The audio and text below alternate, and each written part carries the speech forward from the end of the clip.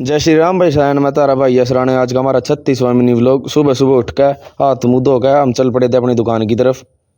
दुकान पर पहुंच गए थे भाई हम थोड़ी बहुत देर में। दुकान पर पहुंचने के बाद लगाया दुकान का सामान और आ गए थे अपने घर की तरफ। घर आने के बाद चलाया बाल्टी पानी, हो गया नहा धो कर तैयार। तैयार होने के बाद पिए 1-2 गिलास बनाना शेक पीने के बाद हम चल पड़े थे आखिरकार असंध की तरफ।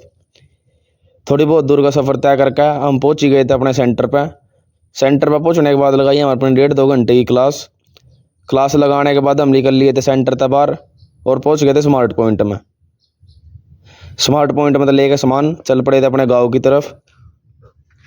घर पहुंच गए थे भाई थोड़ी बहुत देर बाद। घर पहुंचने के बाद खाया खाना, आ गए अपनी दुकान पे।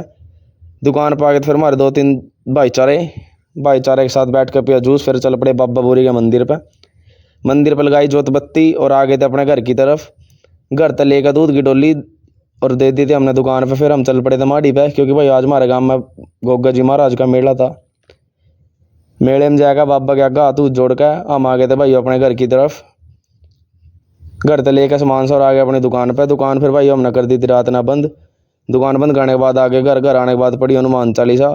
फिर हमने खाया पपीता खाने के बाद खाया खाना।